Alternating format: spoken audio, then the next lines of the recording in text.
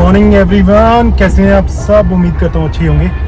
आज हम जा रहे हैं एक और यात्रा पर, खाटू श्याम यात्रा पर। और आज का जो व्लॉग होने वाला है वो है खाटू श्याम यात्रा का, Noida to Khatu Shyam and then Salasar Balaji with two of my friends, one is Sonu भैया and Dhirendra. And then Khatu Shyam आज रात को दर्शन करेंगे, देन मूव करेंगे आज रात को ही सालासर धाम के लिए। देन सालासर बालाजी के पास पहुंचकर आज रात स्टे करेंगे, देन अर्ली मॉर्निंग कल दर्शन करेंगे सालासर बालाजी के। एंड वहां से वापसी में कल फिर नोएडा वापसी होगी हमारी। तो ये आज की आइटनरी है खाटू श्याम एंड बालाजी की। तो भाई रहता है गोरसी की 12th एवेन्यू में, तो हम जा रहे हैं पहले उसे पिक करने। दोबारा वाला हाँ। नहीं कुछ और सुनाऊंगा। अच्छा क्यों टेंशन ले रहा, लेकिन तूने बड़ी जल्दी रिकॉर्डिंग शुरू कर दी ना। Okay, take time. शुरू करो भाई। तो गाइस अब हम जा रहे हैं खाटू श्याम जी। तो खाटू श्याम जी की हिस्ट्री बताएंगे और आदरणीय सोनू भैया। आज हमारे साथ हैं मिस्टर प्रदीप शर्मा, मिस्टर धीरेन्द्र चौधरी और मी हितेंद्र सिंह गालियान। तो आज हम आपको बताएंगे कि खाटू श्याम जी का कैसे, मतलब खाटू जी पूजे जाने लगे। तो क्या था, आपने महाभारत की कथा सबने सुनी होगी। देखिए है सबने, लॉकडाउन में सबने देख लिया। महाभारत सबने देखी है। तो महाभारत में सबसे स्ट्रॉन्ग जो कैरेक्टर थे वो हमारे पास भीम थे। तो जो हमारे भीमसेन थे, हमारे भीम जी के पुत्र हुए घटोत्कच, और आगे घटोत्कच जी के जो पुत्र थे वो थे बर्बरीक। तो जो बर्बरीक जी थे वही खाटू श्याम जी के नाम से आज जाने जाते हैं। तो वो इतने, अपना बर्बरीक जी इतने स्ट्रॉन्ग थे और इतना, मतलब उन्होंने तपस्या की थी कि उनको एक वरदान मिला था कि उनके पास, उनके तरकश में तीन तीर थे और वो 3 तीर से पूरी की पूरी सृष्टि का अंत कर सकते थे। मतलब महाभारत के युद्ध को एक तीर से समाप्त कर सकते थे। तो जब इतना वैभवशाली, इतना निपुण, सोचो पांडव की साइड थे, तो अब ऐसा हम सोच सकते हैं कि पांडव कभी हार ही नहीं सकते थे। लेकिन जब वो युद्ध के लिए जाने लगे तो उनकी माताजी ने सोचा कि जो पांडव है उनकी साइड तो इतनी बड़ी सेना है नहीं, एक कन्हैया जी थे उनके साइड में, बाकी सारी सेना सब कुछ तो कौरवों की साइड था। तो उन्होंने कहा अपने पुत्र को कि बेटा जो हार रहा हो तुझे उसका साथ देना है, मतलब हारे का सहारा बनना है। तो माता ने कहा है तो ऑब्वियसली मानेंगे। तो उन्होंने अपनी माता को वचन दे दिया। अब वचन देने के बाद जब वो चले, नीले घोड़े पे सवार होके, घुंघराले उनके बाल और बहुत सुंदर और हंसपुष्ट काया के बर्बरीक जी जब आगे बढ़े तो युद्ध भूमि में दूर से ही दिखा। तो पांडवों ने पूछा ये कौन आ रहे हैं। तो कृष्ण महाराज ने कहा कि, कृष्ण जी ने कहा कि ये तो कोई बड़ा श्रेष्ठ योद्धा लग रहा है। कहता है आप रुको मैं परीक्षा लेके आता हूँ। तो कन्हैया जी एक साधु का वेश बना के आगे आए। आने के बाद बर्बरीक जी को रोका कि अरे भैया तुम कहाँ चले। तो बर्बरीक जी कहने लगे कि इतना बड़ा युद्ध हो रहा है आगे, तो मैं उस युद्ध लड़ने के लिए चला। तो कहने लगे कि तुम तो एक, मतलब बड़े, मतलब बहुत कम एज थी कि छोटे से बालक हो, तुम क्या कर लोगे, तुम वहां जाके क्या करोगे। वो कहते महाराज आप चिंता मत करो, आप देखो मैं युद्ध में क्या कर सकता हूँ। कहते नहीं ऐसे नहीं होता, दिखाओ तुम्हारे पास क्या है, तुम क्या कर सकते हो। क्योंकि कन्हैया जी को पूरा एहसास था कि बर्बरीक क्या कर सकता है और क्या नहीं। तो उस चीज के लिए उन्होंने, बर्बरीक जी ने क्या करा, अपना एक तीर निकाला और वो तीर निकाल के चलाया। अब वो तीर क्या था, वहां पे पीपल का पेड़ था। तो उस एक सिंगल तीर ने जितने उस पीपल के पेड़ के पत्ते थे सभी के अंदर छेद कर दिया। और जो लास्ट पीपल का पत्ता था वो कन्हैया जी के पैर के नीचे था। तो वो तीर आके उनके पैर के चारों तरफ घूमने लग गया। तो जब वो तीर वहां घूमने लग गया तो बर्बरीक जी ने कहा कि महाराज आप अपना पैर हटाएं, आपके पैर के नीचे भी जो पत्ता है वो भी छिद चुका है। तो जैसे ही कन्हैया जी ने पैर वहां से हटाया तो वो पत्ता छिदा हुआ ही मिला। तो आज भी अगर आप जाओगे, चुलकाना में वो मंदिर है, वो पीपल का पेड़ है, आज भी जो पत्ते उसके ऊपर आते हैं वो छिदे हुए ही आते हैं। तो और इस्माइल वाला, हाँ इस्माइल का, चुलकाना इस्माइल का के पास। और आज भी ये कहा जाता है कि जो कन्हैया जी का जब लास्ट टाइम आया, जो मृत्यु हुई, उनका पैर में तीर लगा था उनका, वो जो उनका पैर का एरिया था वो इसी के कारण उनका सॉफ्ट हो गया था, मतलब पूरा कमजोर वही हो गया था, तभी उस जगह पे तीर लगने से उनकी मृत्यु हुई थी। तो अब ये देखने के बाद कन्हैया जी ने देख लिया कि भैया ये तो कर देगा सारी चीजें, तो उन्होंने से पूछा कि तू किसका साथ देगा। तो बरीब्रीक जी ने बताया जो हार रहा होगा मैं उसका साथ दूंगा। तो कन्हैया जी ने सोचा कि अगर पांडव हार रहे होंगे ये उनका साथ देगा तो कौरव हारने लग जाएंगे, फिर ये कौरवों का साथ देगा तो पांडव हारने लग जाएंगे, इस तरीके से तो पूरी सृष्टि खत्म हो जाएगी, कुछ बचेगा ही नहीं। तो उन्होंने कहा कि इस पूरी मतलब सृष्टि का हल करने के लिए, क्योंकि ये तो धर्म युद्ध है, अब इसको सही तरीके से करने के लिए किसी एक आदमी के शीश की जरूरत है। तो उन्होंने कहा बताओ महाराज, कहते या तो तुम्हारा शीश या मेरा शीश। तो बर्बरीक जी समझ गए कि ये कोई साधारण ब्राह्मण तो है नहीं। उन्होंने कहा जी आप दर्शन दो कि आप कौन हो। तो कन्हैया जी ने अपना रूप धारण करा। जब रूप धारण करा तो इससे पहले कन्हैया जी कुछ कहते, बर्बरीक जी ने अपना शीश कट करके और उनको दे दिया। जब उनको शीश दे दिया तो कन्हैया जी ने सोचा कि भैया बगैर मांगे अगर किसी ने दे दिया दैट मीन्स कितना बड़ा योद्धा है। तो उन्होंने कहा कि आप अपनी कोई आखिरी इच्छा बताओ। कहते जी मेरी आखिरी इच्छा तो यही थी कि मैं तो युद्ध लड़ने आया था, अब युद्ध तो मैं लड़ नहीं पाऊंगा, लेकिन मैं ये पूरा युद्ध देखना चाहता हूँ, जो ये धर्म युद्ध हो रहा है मैं इसको देखना चाहता हूँ। तो कन्हैया जी ने अमृत पान करा के उनके शीश को अमर कर दिया, ठीक है, और एक हाइट वाली जगह पे उनको वहां पे किसी पेड़ पे रख दिया ताकि वहां से वो पूरा युद्ध देख पाए।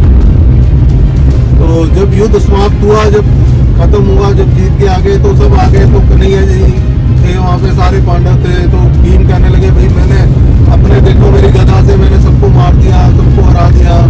उधर से अर्जुन ने कहा मेरी तीरों की वजह से मरे। युधिष्ठिर जी ने अपना मतलब सब लोग अपनी अपनी तारीफें करने लगे। तो कन्हैया जी से पूछा बताओ हाँ जी कि किसके करने से हुआ। तो कन्हैया जी कहते मैं तो क्या जवाब दूंगा, एक इंसान और है जो इस बात का जवाब दे सकता है। तो वो बर्बरीक जी के पास गए, कहते ये वो योद्धा है ये बताएगा। तब बर्बरीक ने बताया कि जो युद्ध हुआ उस युद्ध में किसी ने कुछ नहीं किया, क्योंकि सारे जो लोग मर रहे हैं वो तो कन्हैया जी का चक्कर घूम रहा था, उसकी वजह से मर रहे थे, ठीक है। या जो द्रौपदी थी वो काली का रूप बन के उसमें युद्ध में उतरी हुई थी, जिसके हाथ में कृपाश था और वो जिसमें वो काली माता खून इकट्ठा करती है वो था, तो वो सबकी गर्दनें काटती हुई जा रही थी। तो असली युद्ध लड़ने वाले तो वो दो थे, बाकी पांडवों ने तो कोई युद्ध लड़ा ही नहीं, तो वो किसकी तारीफ करते। तो जब कन्हैया जी ने ये चीज सुनी तो कन्हैया जी बहुत खुश हुए। तब कन्हैया जी ने उनको वरदान दिया था कि तुम अब मेरे नाम से जाने जाओगे, तुम्हारा हाँ कलयुग में मेरे नाम से जाने जाओगे। जैसे जैसे कलयुग बढ़ेगा आपका नाम बढ़ता जाएगा, आपके जो भक्त हैं हमारे जैसे जो पापी भक्त जा रहे हैं बाबा के पास वो बढ़ते जाएंगे, जैसे जैसे जैसे जैसे कलयुग बढ़ता जाएगा। तो उस समय पे उनका जो शीश था वो नदी में प्रवाहित कर दिया था। अब वो जो नदी में प्रवाहित किया, जो वो नदी यहाँ हमारे जहाँ खाटू जी मंदिर स्थापित है वहां तक आई, तो उसके ऊपर मिट्टी होती गई तो वो दब गया रेत के नीचे। लेकिन जब टाइम आया कि हाँ बाबा का मंदिर बनना चाहिए, तो उस टाइम पे गाय वहां आया करती थी और वो दूध उस जगह पे आके दूध देना स्टार्ट कर देती थी। और एक्चुअल में वो गाय दूध नहीं देती थी, जिसकी भी वो गाय थी। तो राजा को बताया गया कि ऐसे ऐसे वहां जाके गाय दूध देती है, कुछ तो है। जब वो देखा गया तो वहां बाबा का शीश मिला था, तब बाबा का मंदिर बना। जो ये सूरजगढ़ वाले जो झंडा चढ़ाते हैं वो सबसे पहले इसीलिए चढ़ाते हैं क्योंकि उसके पूरे राइट ही उनके पास है।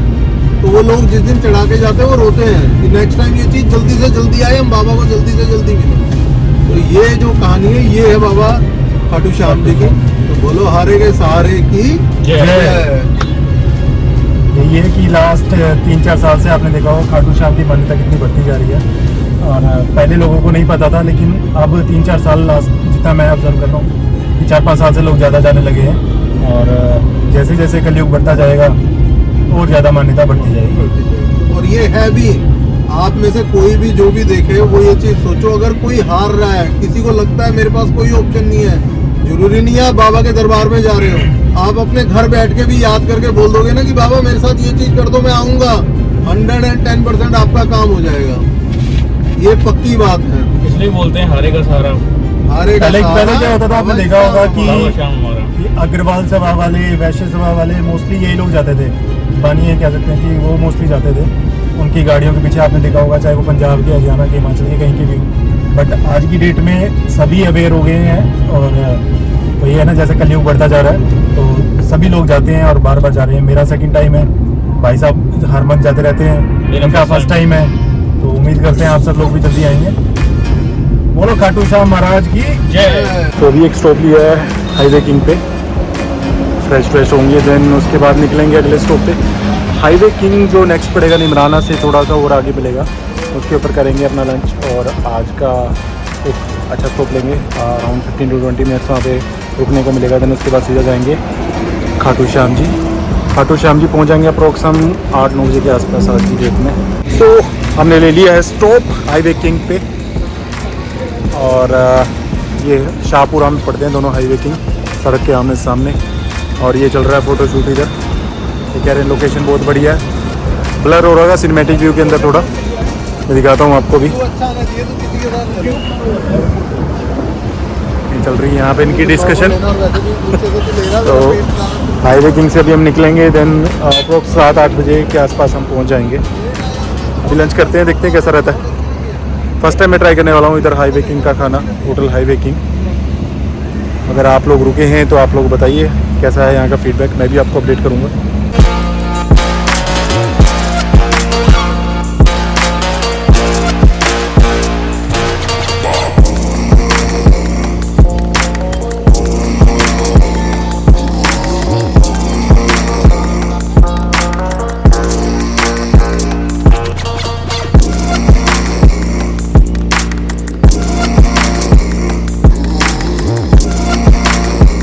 सो कोका कोला वनीला फ्लेवर आप लोगों ने अगर ट्राई करी है तो बताइएगा।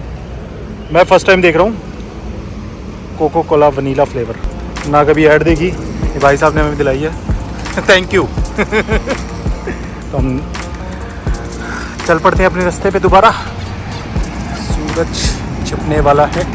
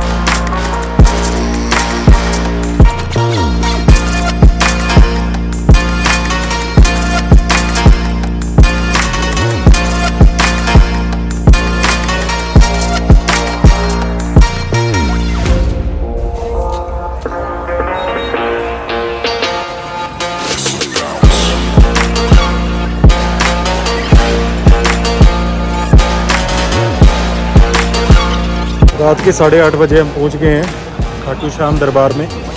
और अभी पार्किंग मैंने आपको दिखाई है, पार्किंग में लगा के गाड़ी और हम आगे बढ़ रहे हैं दरबार की तरफ। और देखते हैं क्या चेंजेस हुए हैं लास्ट टाइम के मुकाबले भी, क्योंकि काफ़ी कोशिश की गई है खुला डुल्ला बनाने की शहर को, और भीड़ को कंट्रोल करने की, क्योंकि भीड़ ज़्यादा आने लगी थी। सड़कें चौड़ी की गई हैं, रास्ता चेंज किया गया है, आने का एक तरफ से, जाने का एक तरफ से। तो क्या कुछ चेंजेस किए गए हैं वो देखते हैं अभी। मैं दिखाता हूँ आपको दरबार में आगे क्या रहता है।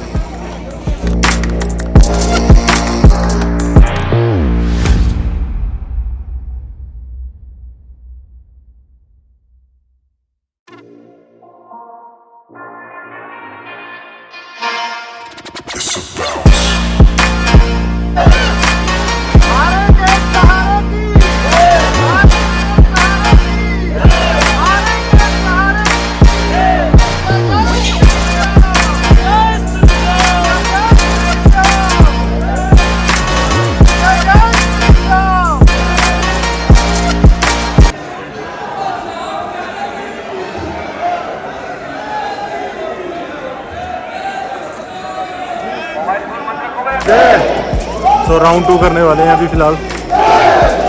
एक बार दर्शन कर चुके हैं ऑलरेडी, दोबारा से जा रहे हैं अभी बाबा के दरबार में दूसरी बार हाजिरी लगाने के लिए सेम डे। जोश आप सुन ही रहे हैं लोगों में किस तरह का है।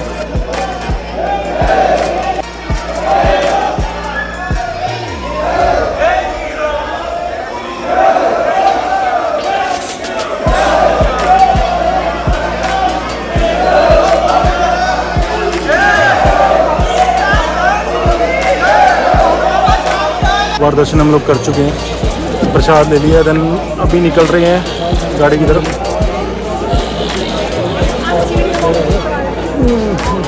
प्रसाद ले चुके हैं।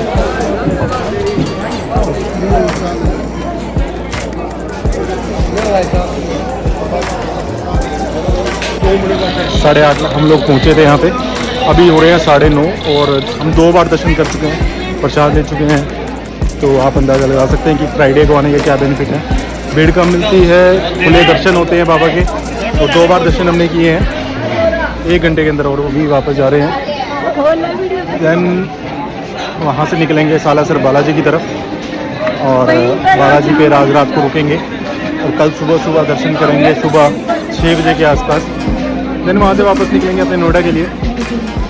तो आगे की जर्नी कंटिन्यू करते हैं। अभी पार्किंग जा रहे हैं, पार्किंग मैंने आपको दिखाई थी कि जस्ट पहली गली में एंटर होकर आपको पार्किंग मिल जाएगी। तो दर्शन खुले हो गए श्याम बाबा के, अभी जा रहे हैं बालाजी के दर्शन करने, सालासर बालाजी। कंटिन्यू।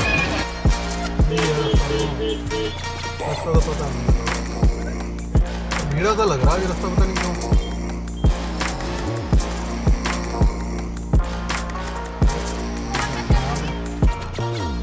तो फिर भी सांस लेने की जगह होगी यहाँ भाई। वो पहले तो यहाँ सांस ही नहीं होता था। नहीं, एक तो ये जगह थी जहाँ आज हमने पार्किंग खड़ी करी, एक इसके उधर पार्किंग है उसमें भी कर सकते हैं। इस बैरिकेड से पहले है वो, फिर ये बैरिकेडिंग वाला पंगा खत्म हो जाता है। ठीक है, एक जगह वो है। उसके बाद मैं जब शुरू में आया ना, तो शाम के टाइम इसी टाइम आते थे भागते हुए हम, तो अपना यही खड़ी कर देता था। यहाँ खड़ी करी, यहाँ खड़ी करके अपना दर्शन करने चले जाते थे। अब भाई गाड़ी घोड़ी उठा लेते हैं पुलिस वाले भी। ये तुझे गेट पे इसीलिए ले जाया गया है कि तेरा मन था।